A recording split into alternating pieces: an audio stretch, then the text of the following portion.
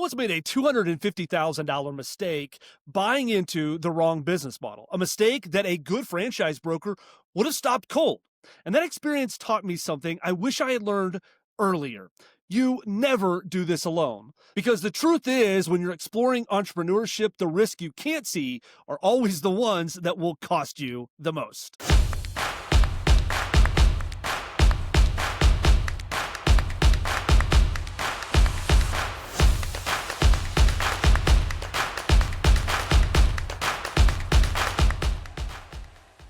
Welcome to Entrepreneurship Through Franchising, a show about kicking down your cubicle wall with ETF and getting honest insights from the experts that guide new franchise owners. Hey, I'm Ty, and on today's show, we're breaking down one of the biggest questions every new entrepreneur faces. Should I buy existing business or buy a franchise? And just as important is who should guide me through that decision. Today's guest is Maria Rogers, former multi-unit franchise owner and now founder of FranMent, where she helps people navigate the overwhelming franchise landscape and avoid mistakes that first-time buyers just don't see coming. Maria has lived every side of this world. She signed franchise agreements, she's open location, she's been in the operational grind, and today, she's the guide corporate professionals lean on when they're looking to make sense of the entire franchise universe. Her focus is simple: help buyers understand the difference between buying a business and buying a franchise, why working with brokers matter, and how to evaluate a franchise before you ever invest a cent. Maria is here to pull back the curtain on what actually matters. Hey, Maria, I just want to thank you so much for making time out of your super busy day to talk to the audience and share just your perspective, your background, and kind of help us navigate this overwhelming world of franchising. So thanks for joining us. Yeah, thank you for having me. Love it. Yeah, so we're going to get this kicked off pretty easy here, because I think that, if you're listening to this, I always wonder, how does a person get into the space that they're in? Because nobody goes to college to be a franchisor. Nobody goes to college to be a franchise broker. So let's just kind of start with your story. Before franchising or becoming a franchise broker and consultant, what were you doing, and kind of what was that journey to get you to where you're at today? Well, how much time do you have? I've done a lot, Ty. I won't go all the way back, because I started working when I was 14. I was a jeweler. So I was a jeweler for many years, but and other things, along the way, of course, starting businesses, had children, really wanted that flexibility in my life. And the first business I started actually was modeled after a franchise. I was one of those people. Yep. I didn't want to pay the royalties and the franchise fee, and I learned some really hard lessons. Those are familiar. Oh, yeah. And so I, started that from the ground up, but I had to be all the things. I had to wear every single hat, whether I was good at it or not. And I realized that I paid the fees. I paid the fees all right. So closed that after 5 years, but really opened up a couple of more businesses because I had the bug. I wasn't going to stop there. And my mom was an entrepreneur, so I, saw her start businesses and sell them, so I just got it naturally in my DNA. And then, ended up buying a franchise, and I won't mention the name, but was a multi-unit operator. I had 4 units. And but if I ask, just in general, what space was it? Home health care, fitness, home service, fitness. Okay, perfect. Fitness. Yeah. Okay. Yeah. And I ended up with 4 locations, was a top franchisee one of the top franchisees for 5 years, which, as you know, is not easy to do. No. And this was a brand that went into an emerging. It was probably in the 20 to 30 unit range, and they grew to over 600. Wow. Yeah, so it was, quite an experience, but still was able to maintain, that top spot, top 9, throughout the years. And so ended up selling that business only because it just was time. Mhm. and not because it wasn't successful, it just was time. And sold the business. And when I did, it was what's next, Yeah. you know? And I actually did not know someone like me existed. I did not So you know didn't their you frank. didn't use a broker No, I to didn't. okay, all right. No, I had no idea how to read the FDD. I just signed away, I'm just like, I'm going to be successful with this. And I was, right? But yeah, I had no idea. And so when I started to look at what's next, I came across Franchise Brokers Association, really Sabrina, her, on YouTube Yeah. and just, yeah. So I was like, I think I could do that. I think I would actually be really good at that. I was a boot camp instructor, kickboxing Okay. instructor. So yeah, so much, I have that coach mentality, Yeah. yeah, so that I started speaking with them and yeah, became a consultant and haven't looked back since. So I guess that's been, 7 years now Okay. at this So you've been a point. Yeah. consultant for 7 years and just been an entrepreneur, sounds like your entire Yeah. entire life. Kindred spirits there Yeah. for sure. That's I mean, it's and I love that idea that you come to this from a place of being from that, like, being a fitness coach and Mhm. understanding what it is to, like, help somebody get the best out of themselves. Yeah. Like, Yeah. that's such a great place to Mhm. be in, as you're walking somebody through this really pretty crazy journey of becoming Mhm. an entrepreneur. And I think that a lot of people listening, you and I are kindred spirits. We've been entrepreneurs our entire lives, but a lot of people listening to this, that's not where they're coming from, right? Like Mhm. most people, they're looking at, they're somewhere mid-career and they're thinking about like what's next. This isn't the right thing for me. And there's a lot of noise on the internet about Mhm. buy a business. Go look for somebody who's maybe at retirement age and go purchase their business. And so a lot of the in the on the internet they call this ETA, entrepreneurship through acquisition. You go buy Mhm. someone's business. Mhm. Of course, I don't know if you've ever done that. So if you have done that, some insight to that would be cool. But then, just as your experience as a franchise broker, what do you think are the big differences between going out and buying someone's existing business before they retire, or investing in a franchise opportunity? Mhm. Yeah, I have that conversation a lot with people, right? They are solely looking at a resale, and I've sold 5 of my own businesses, but I have not purchased a resale before. Okay. I have been part of the acquisition as a consultant, as a broker, many times, but never on the end of purchasing. Okay. And what I say to them is it can be really good if you find the right thing, but it can also be a needle in a haystack. And sometimes people are very specific about what they want. I want this to be within 30 minutes of my house. It has to Mm-hmm. be in this industry. It has to, make this much money for me to support myself and pay the debt coverage, right? I mean, so your owner's discretionary income has to be, 250,000, whatever. And they're very specific. And what I say to them is, how much time do you have, right? Because looking at a resale, it can Mm-hmm. to find something that checks all of those boxes could take you a very long time, and maybe never. Okay. Right. So what is your Right. purpose? Okay.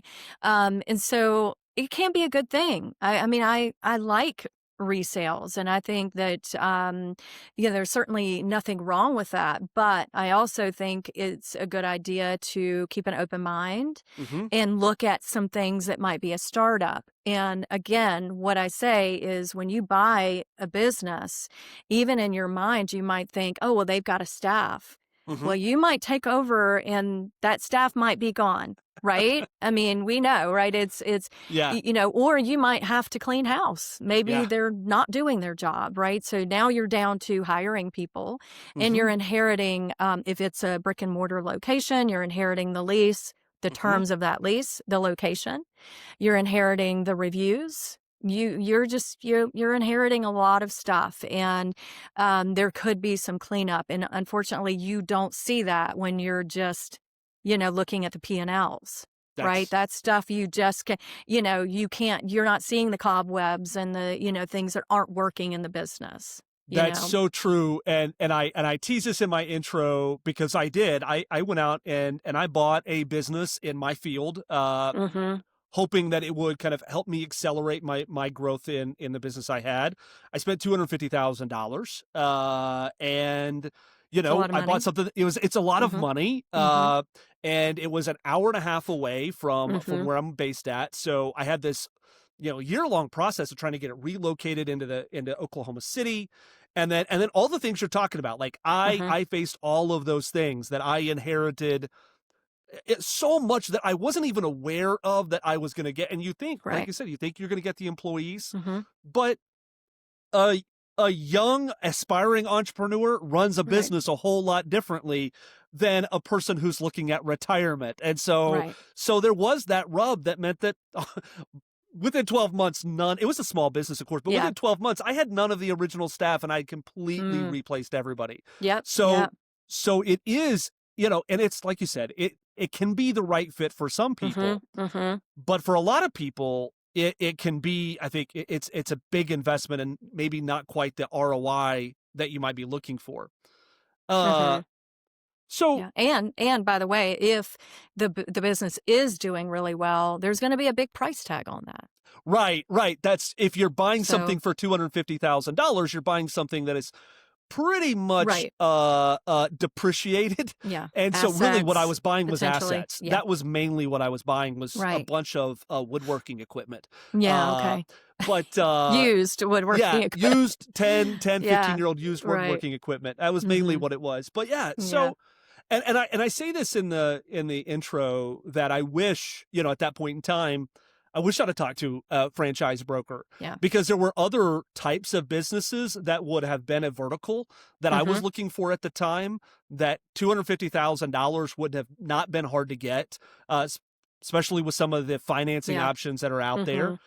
So let's just talk about that. Like I wish that somebody would have hit me up on LinkedIn and said, "Have you ever thought about buying a business?" Mm-hmm. And we would have had some conversations, because I just don't think many people know that.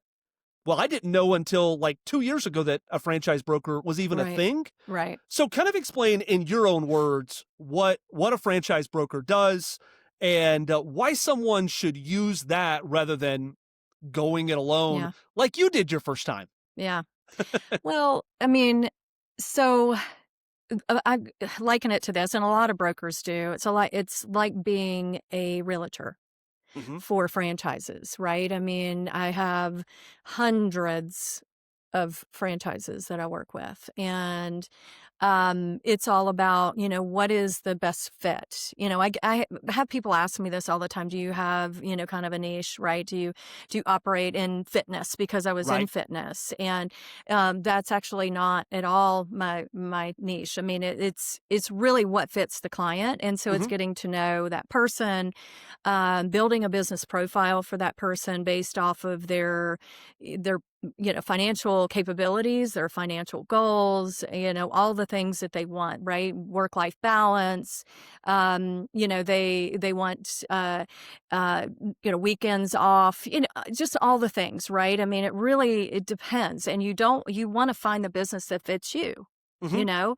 And so what I do is gather all that information, have conversations, and then from there do research, do territory checks as you see. Yeah. I do a lot. April's always, Uh-huh. very quick to respond, by the way. She's great. And and then, if that obviously is available, it checks all those boxes, certainly present those options to, the client. Now, why it's valuable, number one, like you said, it's a big world out Hmm. there. Franchising, it can be very overwhelming. And honestly, if you're going and filling out a bunch of forms, your information is probably getting sold to multiple people. And all of a sudden your phone's going to be blowing up, your email is going to be blowing up. Um, and so, it really helps to work with me, in terms of, finding that fit. Hmm. Now, it's also, aside from that, you get the years of knowledge and, expertise, and also the resources that someone like myself would have, like franchise attorneys, funding Right. sources, Right. trusted people, because, the internet's a great place, but it's a rabbit hole, Yeah. as we know. Yeah. And so, that way you really, have that with a consultant, Hmm. and there's no cost, right? I Right. don't like to say it's free, because it's not free. Right. The franchisor pays me out of their advertising budget, Hmm. and if the candidate decides to go forward, and they may not, and that's, Hmm. what? That's okay too. They've learned something.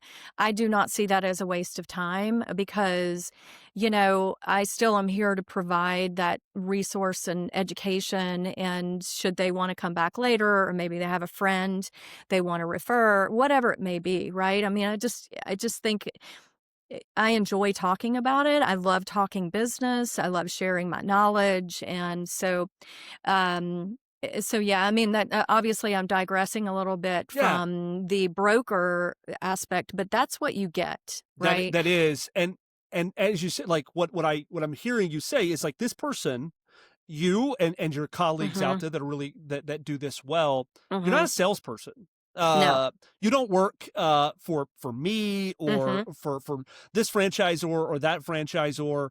You're really, like you're a guide that is trying to help that person who's interested in business ownership find the right Right. thing in their area where they want to Mhm. be that meets their personal and financial goals. So let me ask you this: do you ever say you shouldn't own a business? Like this isn't for you? Have you ever had to Yes. say that to somebody? Oh yeah, Yeah. definitely. Mhm. Okay. What are the Yeah. circumstances where you're like, I don't think business ownership is is Yeah. is right for you? Well, you know, having a fear that is just crippling, that they Yeah. just cannot come out of, number one. Or number two, maybe it's just business ownership may be for them, but owning a franchise is not for them. Very And true. yeah, because they just, don't follow a system. They're not coachable.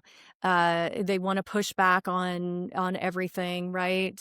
Maybe it's the franchise fees and Yeah. the royalties, or they want to do it their way. And look, I mean, sometimes if you don't know that in the beginning, but after you've had multiple conversations and meetings with somebody, you can get to know them. And at some point during the journey, especially when you have franchisors, calling you up saying, "Hey, Maria, this guy was really rude. He this and that." Like, that's not good. And now I have to have a conversation with the client to say, "Hey, this is their time, your time, and it's a mutual, they're looking at you, you're looking at them conversation." But sometimes you just can't break through it to people. And so it's at that point, I'm like, maybe business ownership really isn't for you, or owning a franchise may not be for you. So hey, here's some vending machine options. Yeah. It may be a Yeah. good option. And that, it's okay, but unfortunately, yes, I have had to do that more than once. Um, and it's not easy, but as Yeah. a coach and as an advisor, and sometimes, the boot camp instructor comes out too. It's just one of those things that you have to do that. You have Yeah. to tell them, and hopefully they learn, Yeah.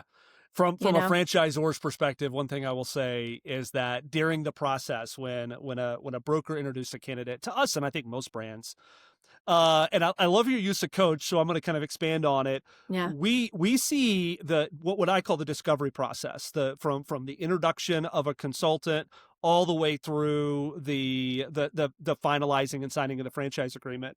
We see that kind of as practice, and like a coach, I'm Hmm. evaluating on our end how well we're doing at practice. And if anybody's ever played any kind of sports, the number one thing about practice is to show up, Show up. and do the things Hmm. that you're Right. asked to do. And so it Hmm. is like when we're going through the process, we are closely monitoring like how well you communicate, Right. how you're doing, how Do you show up when we Mhm. schedule calls? If you can't show up, how early do you let me know? Or Right. do we get on a call and we just get ghosted? Like, these are all things we're looking at Mhm. Mhm. because this is practice for what we know will be a successful business, because what I know makes successful businesses, what's made me successful and everyone, consistency, Right. consistency, consistency. Yeah. Showing up is what makes you successful. It will, you know, consistency and showing up outdo every other thing out there. And so it's just such an Mhm. important part. It Before is. we jump into, actually, because I have a lot of questions I want to ask you about, like, evaluating franchise opportunities, because you've seen so many of them out Mhm. there. Last question I want to ask you, just specifically about brokers. So we're telling folks that they should get one if they're, or just entertain some conversations to see if it's a good fit. Mhm. Uh, how do you know? Because there are, now that I know, there are tons and tons of brokers, and I don't There think, are. Mhm. most of them, I'm sure, are awesome. But as with anything, not all of them are. Some of them, and I've met a few of them, they Yeah. are salespeople. They are specifically trying to sell you into buying a business, which Mhm. can be dangerous if you're not properly capitalized. It's not a good fit, or many, many other things. Mhm. So if I'm uh, if somebody on the internet reaches out to me through LinkedIn, or I maybe you listen to this call and you want to go out and look for a broker, and maybe you just check with Maria. You'll get her information at the end of the That's right. call. Yeah. But Mm. but if for whatever, how do you evaluate whether or not you have the right broker? What are some signs that, like, Mhm. this is a person that's going to help me navigate this process, not just try to sell me something? Well, and I might step on some toes when I That's say okay. this. Yeah. If you've spoken to somebody and they barely get any information from you except how much money do you have, what's your net worth, Yeah. and some of the small, little basics, right? Owner operator, and then they just send you a list of 10 and say, "Hey, choose, a couple off this list." And then they also come back to you and say, "Oh, well, that one's not available, but there is another one that is." Well, they didn't even do the work on doing territory Hmm. checks. They didn't do any real getting to know you and understanding what you want. There is a lot more to it than just how much money do you have, what's your net worth, what's your operating model, or owner operator, semi absentee, what is it? There is a lot more. There's also a culture. Hmm. And, for example, you may have, I can't use your business because there's not much that Yeah. you're a unicorn, right? But if you're looking at HVAC, well, Right. there's, 5 or 6 different, HVAC companies out there. They all have a different culture. Hmm. And so there are some different things that we need to look at and consider, right? And what's the financial goals? There's so if you get somebody and it just feels very rushed and they don't want to get to know you and they're not taking the time to get to know you, in this fast-paced world, some people may like that, but I would say to you that is really not the best way to go. You Yeah. could waste time, and there also could be a lot more, that may be a better fit for you had the broker taken the time to get to know you and actually do some research. And I Hmm. take that very seriously. I spend a lot of time doing research for my clients.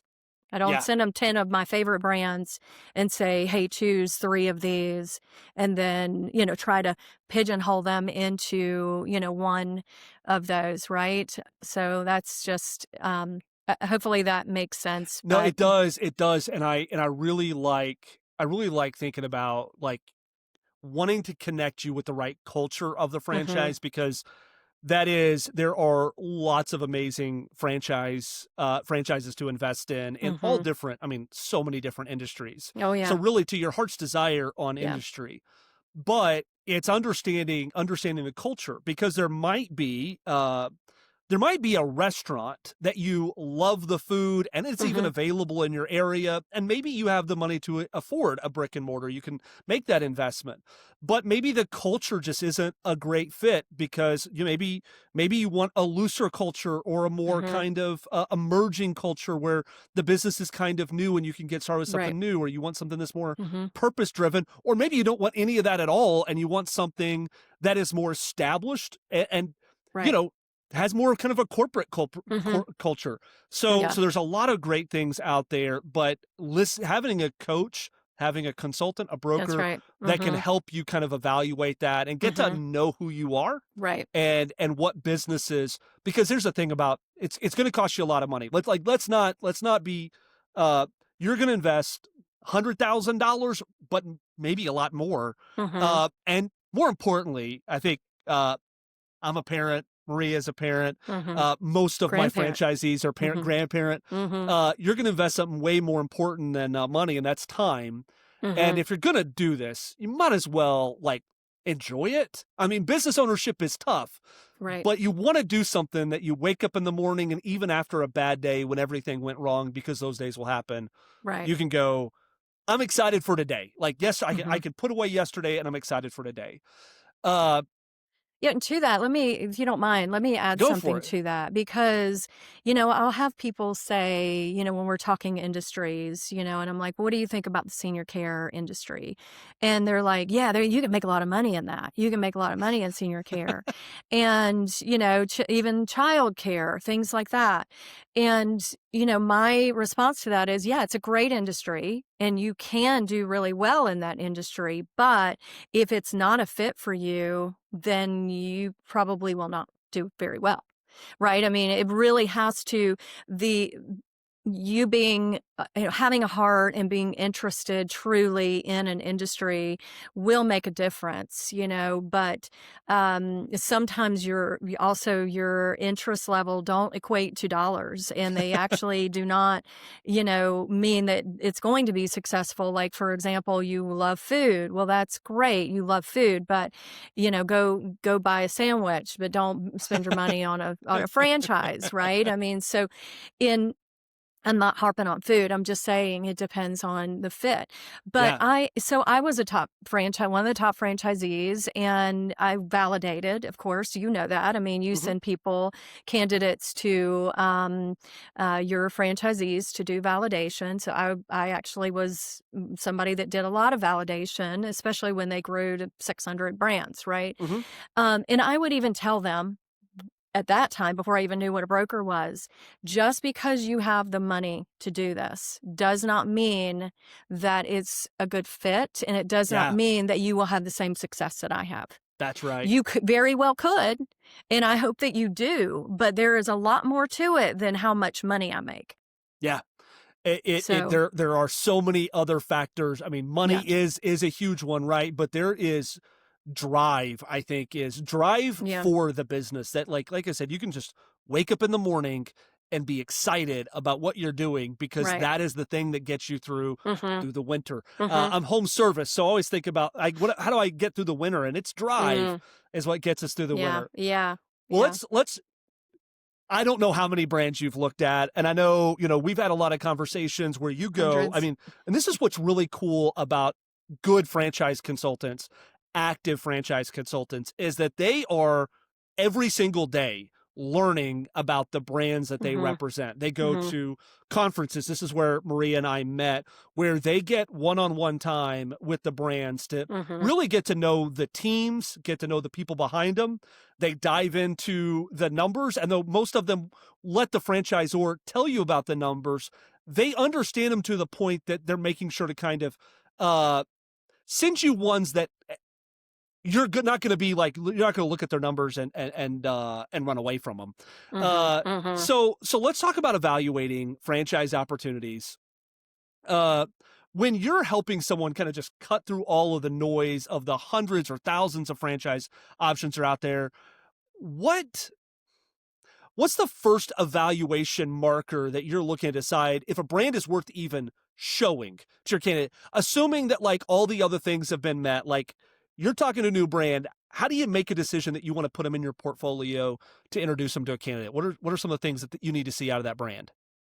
Well, I mean, obviously, a lot of times I'll pick up the phone and call them. Yeah. as you know. I Uh-huh. mean, we've done that, and spoke to you guys at conference, spent a lot of time with you, and so getting to know them, and even when we met, I don't know if you remember, I talked to you in April, Uh-huh. about you're emerging, but Yeah. what are you doing to grow, and Uh-huh. what are you doing to do this, right? I mean, I had some other questions You had besides some hard how questions. I don't remember what I they did. were, but I remember meeting you Yeah, really, really thinking, wow, this is really, really amazing person. But she asked yeah, me some questions I found were pretty tough, which I think was a signal that you're really doing everything you can to yeah. represent your candidates. Right. Yeah, and it's about the future of the company too, right? Right. So what are you doing about your growth? I even said to you in April, I mean, what are you guys doing because you work together, to protect your marriage? Yeah. Because, when you own a business and now a franchise and now you've got a bunch of other children that Uh-huh. you're, I don't want to say children, but you know what I mean. It feels that way. It It feels it that way. can, it And can. and it So like they're like more like college age children. They're yeah, yeah, independent, yeah, but I do yeah. stress out about them at night. Right. Yes. And so it's like, what are these things that you're doing to really protect the brand, protect Mhm. you as your family, and then therefore protecting the franchisees. This is part of their investment. And so those are things that I also look at, right, as the culture of the business, the leadership, and those things they make a big difference. And I get sometimes people have a really good idea, and they're very successful, but then you can see some arrogance and it's a bit of a turnoff to me, Yeah. and so those are certain things that I do look for and look at.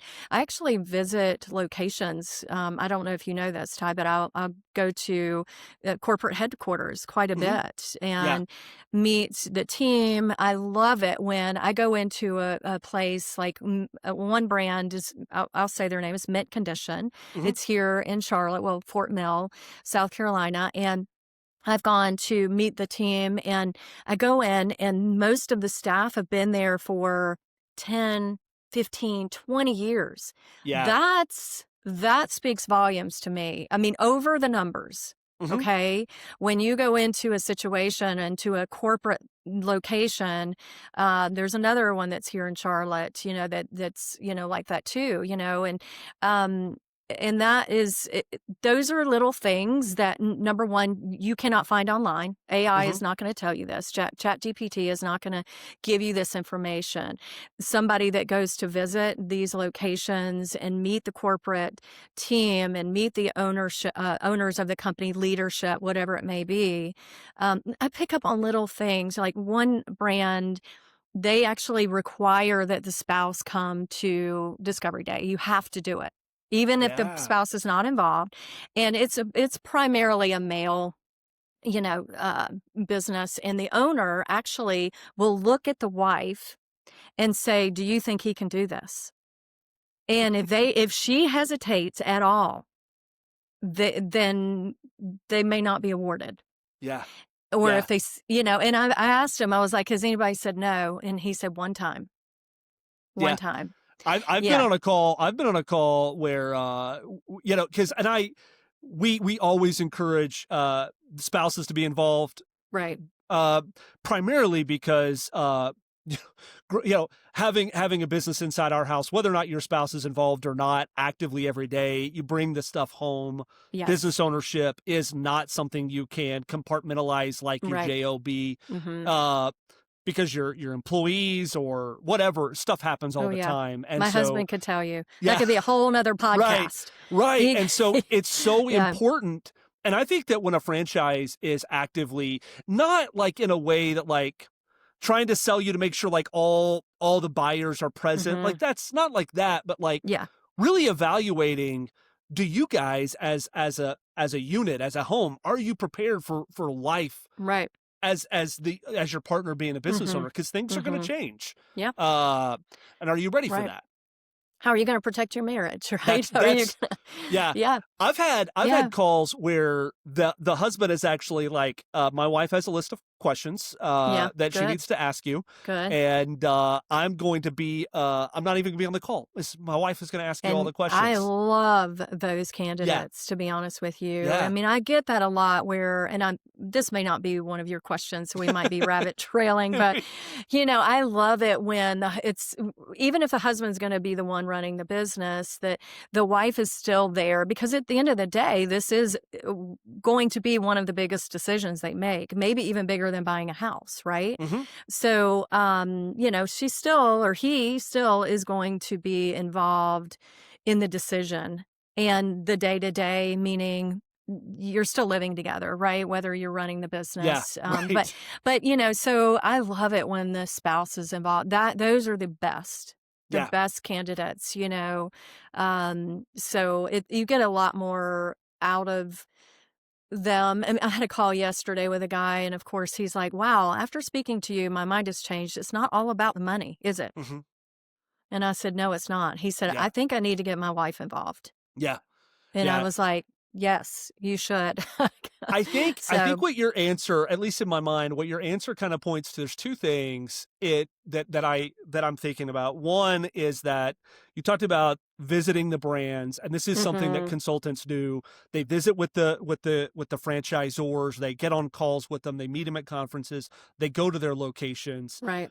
And what you're inspecting for in a lot of ways is stability. I hear, like, because if I see that your corporate team, if you've got people that have been with you a long time, that Mhm, shows that the leadership has stability. That shows that they have managed their business well, right. and they've been able to keep people around.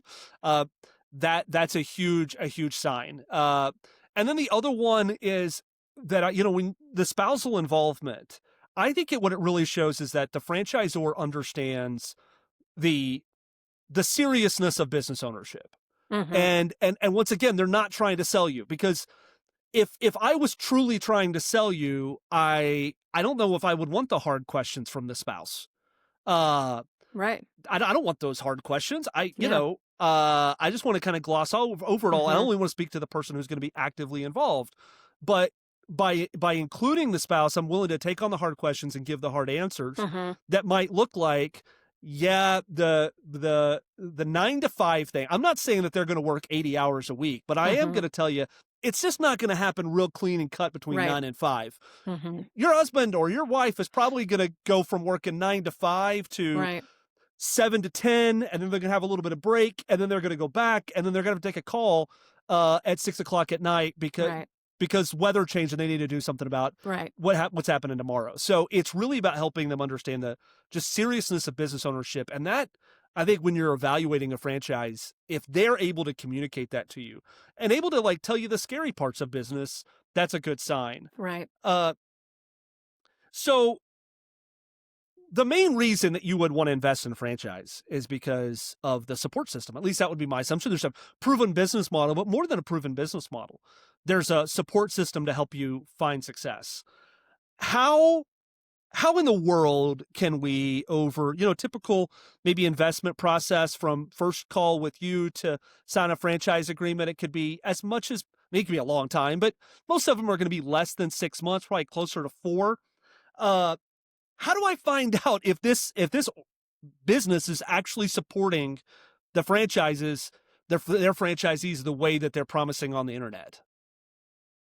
Validation, validation, Validation. validation. I Right. mean, such a key part, right? I mean, and of course, the questions you ask, look at their reviews, look at uh, the corporate reviews. Do they have a 5-star review? If they're not taking care of their customers, they might not be taking care of you either. Take that with a grain of salt. But I'm saying if you've got a 3 stars and you get a lot of bad, comments, and then you see the owner chiming back with something, that's snarky. Well, okay, well, Yeah. that's not good. So look at reviews because those are important. You can't make everybody happy. So let me just Right. say that. But yeah, and then, when you talk to the franchisees, ask them, how are you supported? If you have any problems, how are they usually addressed? And, talk about the coaching. Again, it's not all about the money. Yes, that is a big part of it, right? I mean, you want to find out how much could I make, but at Hmm. the end of the day, it's also, how are you going to be supported? That is Yeah. very important. And so that's going to come from your validation. So, Validation. Going back to my buying a business experience, it's the one thing that you don't get when you acquire or buy a business. Now, mhm. if you're buying an existing franchise, you do get this. But if you're just straight up buying some construction company or something that somebody's ready to sell, you don't get this. You don't get validation. I could not pick up the phone and call No. anybody else that was doing exactly the same thing Yeah. in a different place and say, how's it going? Tell me, do the numbers that I'm seeing on this P&L, do they match your P&L? Right. I couldn't do any of that stuff. And Mm-mm. so this is, I think, at least in the discovery process, validation is the key. And to your point, like I always tell people, take validation like you do reviews, right? Like it is Mhm. important to read the bad reviews, right? Like Yes. if Mhm. somebody gives a bad validation, it doesn't mean no to the brand, but it does mean understand what that is.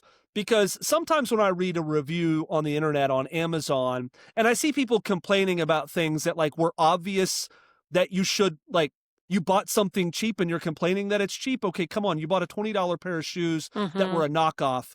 Yeah, okay. Right. That's on you for not Mhm. doing your due Sure. diligence. But then there can be some real signs, some real red flags. So let's talk about like in this whole process. And I know you've probably been under the hood or aware of some brands that have gone really bad, that were like the big thing or they were the next thing or whatever it was. Yes, I have. And and Yeah. you don't have to give the name of it, but when Yeah. you think about those circumstances, what are the red flags that like that you now can help candidates see that maybe they wouldn't be able to see on their own when a brand is getting, there's a lot of excitement around it and everybody's rushing Yeah. to get it. Like, what are some of the red flags that you could watch out for? Well, you have to ask the question again, what are you doing to support this growth?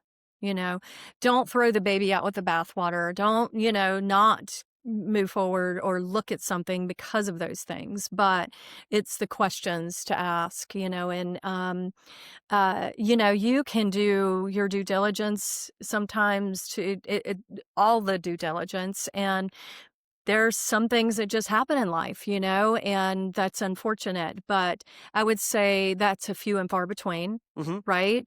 I would say that there are mostly good franchises, but there are some that are not. And so, doing that due diligence is very important, but meeting the leadership, go to, the discovery day or whether it's virtual, whatever, they're going to show you, they're going to pull back the curtain in terms of Yeah. meet the team and, all of that.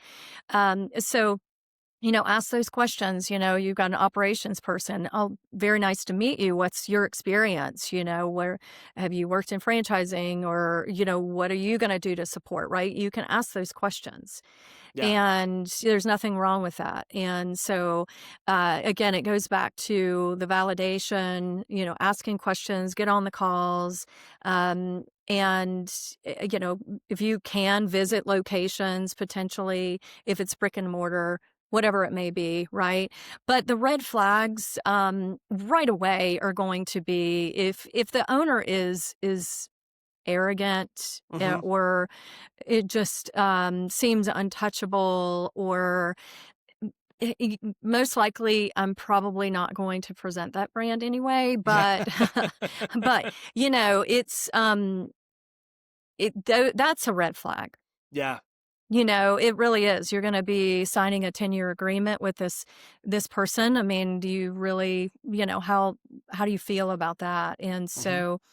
um, so that's a red flag. Okay. But there's, again, reviews and looking at Hmm. all those different things. But, and you kind of know it when you see it. and talk to your consultant about it, Yeah. because get the story. Sometimes there are litigations in an FDD. Does a litigation mean that you shouldn't go with that franchise? No, get the story. What Yeah. happened? Yeah. Because more and more, is if you've got a brand that is an empire brand and they have several hundred units, the chances of there being probably one litigation may be there, right? Yeah. So if you're seeing hundreds, that's not good. Right. But yeah, that's a red flag. Yeah. But don't just think that just because there is a litigation, it's a red flag. It's a good time to ask the question. Hmm. So Yeah. I think that, and a lot of this is around like if you whether you're this is coming from a broker or it's coming from the brand, when you feel like you're in a sales process and not an evaluation process, I think right, that's a good that's way to for put it. me Yeah. the big red flag, because Mm-hmm. the the franchisor and the consultant, the broker, should be everybody should be evaluating and Mm-hmm. asking hard questions and be willing to take hard answers. And so if you're in the process and everything is getting painted for you is sunshine and rainbows, that's not the way business ownership is. And it is truly one of the most amazing things that I have done in my life, and it has been a blessing to my family. But it is not without its hardships. There are Mm-hmm. trade-offs, and not everything in a brand is perfect. There are No. no, you find a perfect brand, hurry up and leave because you're going to ruin it Yeah, for it's everybody not else. gonna. Yeah, Uh, it's just like a be- perfect marriage. There's that's no such right. thing. A perfect Yeah, church. There's no such thing, right? I that's mean, it's right. yeah, And yeah. so but I think that the brand's ability to really clearly communicate what the negatives are, and that I think that's a Yeah. green flag. And because if Transparency. the Mhm. transparency, because if they Mhm. can tell you the worst thing about them and you go, I can totally handle that. If that's the worst Right. you got, I can totally handle that. I think it's a Yeah. great sign.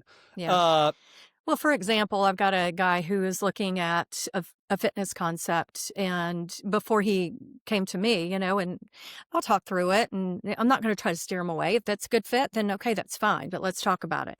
Well, they did not. They actually discouraged him from calling people in the FDD. Yeah, validation. Although they have, 120 yeah. franchisees, they discouraged it. And then I introduced him to another brand. And when we had our touch base call, he was like, wow, completely different experience. They sent me the FDD and said, hey, just call anybody you want. Mhm. And that's transparency, That's right. you That is know? so. Yeah, don't call anybody, please. That's Yeah. that would be. I don't know if I could think of a more serious red flag Flat, than it's a red that's a red flag. flag. Yeah, if they're saying don't call anybody, or they're really gatekeeping, Hmm. that's not. Now I understand the process, and I tell people, yes, you should follow somewhat of, if they are sending you to people, that Yeah, a yes, lot of it's times with okay. ours, we'll say, hey, depending on what their ownership strategy is or what Yeah, their personal strategy is, I'll try to pair the. Of course, they have all the information, and we tell you, hey, you can call it whoever you want. But if you're thinking about multi-unit ownership and you want to kind of get the insights of what yeah. multi-unit ownership looks like, and you want to Speak to talk to this somebody, person. this is Mm-hmm. the person. Or Right, you're looking at single-unit ownership, or you're looking right, at kind of more like this is the person you want to talk right, to. That's doing that, because talking to the multi-unit owner, if you want to be you plus one, there's not gonna be right. a whole lot of connection. But talk Mm-hmm. to whoever you want. We'd love Right, for you to right. just get to Yeah, know in everybody. in similar market, maybe husband and wife team, maybe Yeah. similar background. There's, and you know that, right? So you can connect them.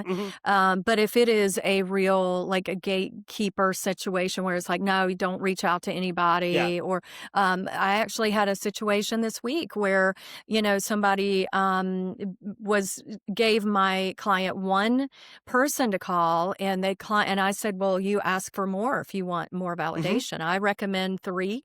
Hmm. you know? But if you want more, then you can ask for more. If you're now listen, and keep in mind, there comes a point, I mean, we're not Yeah. wasting time. It needs to be you have additional questions that you need to get answered, right? Yeah.